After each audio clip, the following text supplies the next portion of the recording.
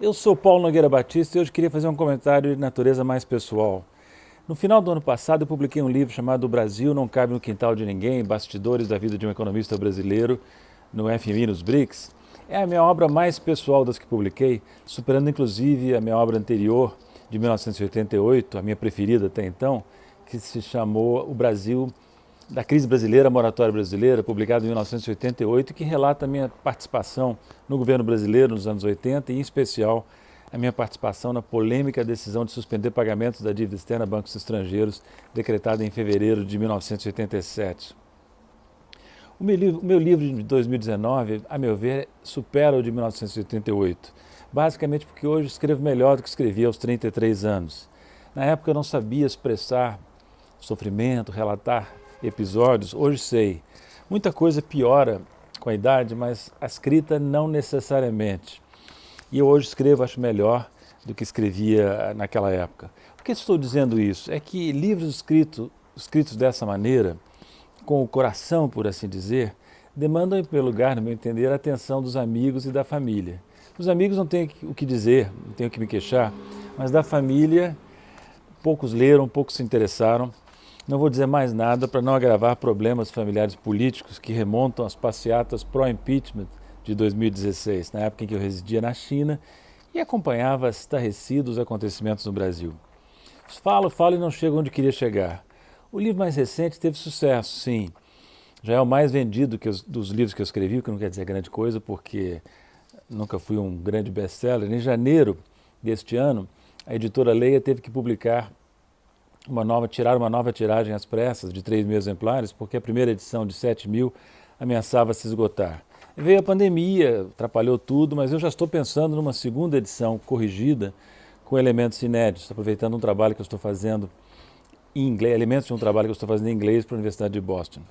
Mas como eu ia dizendo antes, o livro Brasil não Cabe no Quintal de Ninguém não teve grande repercussão na minha própria família.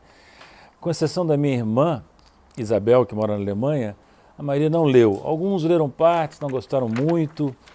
Posso dizer que, se os meus inimigos soubessem disso, provavelmente diriam que eu sou um autor que não é lido nem na própria família. Pior, nem na própria casa. Irmãos, sobrinhos, enteadas ainda vai. Mas minha mulher Lia, de quem estou separado no momento, talvez não para sempre, leu uns pedaços logo que o livro saiu e desistiu. Isso apesar de ter acompanhado e partilhado muitas experiências de Washington e Xangai que constituem o cerne do livro. Por que será que ela não quis ler mais? O livro é palpitante, na minha opinião.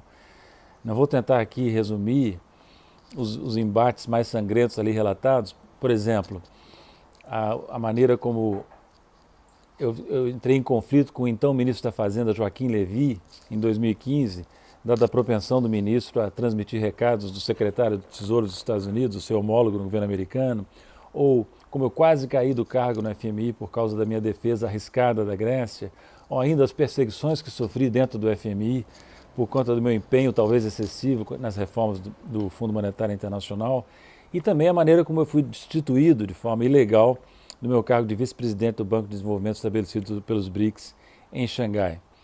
Então, não é um livro apenas para economistas, nem primordialmente para eles, mas nada disso pareceu motivar meus familiares, nem mesmo um irmão meu, que se chama João e que é também economista. Mas, em particular, não interessava a Lia, que tinha justamente vivenciado parte da história, embora tenha ficado menos do que eu queria em Washington e Xangai. Mas, quero dizer a vocês que, em determinado momento, eu achei que a minha sorte estava começando a virar. Eis que o livro apareceu de repente no topo de uma pilha, no lado dela da cabeceira da mesa. Era um prenúncio, pensei. Mas não, infelizmente não. O livro de cabeceira, como tudo é relativo, passaram semanas e meses e o livro continuava lá, intocado, exatamente no mesmo lugar. A Lia estava redefinindo, pode-se dizer, o conceito de livro de cabeceira, que passava a significar agora aquele que a pessoa não abre em nenhuma hipótese, nem sob coação, nem a tiro. Tempos depois o livro sumiu da pilha dela.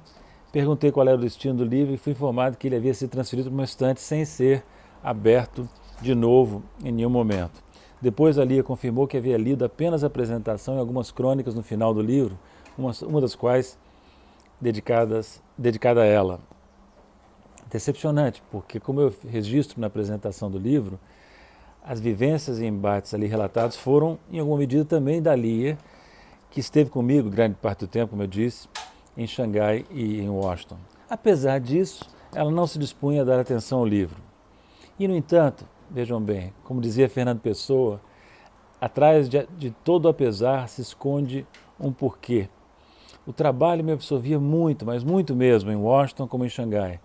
O comentário mais interessante e sentido que a Lia fez sobre o livro foi que a sua relutância em se dedicar à leitura se devia justamente ao fato de o livro trazer à memória dela momentos de solidão, de momentos tristes, onde ela ficava meio que abandonada, longe de casa das filhas e dos netos, em países estrangeiros cujas línguas não sabia ou não dominava bem.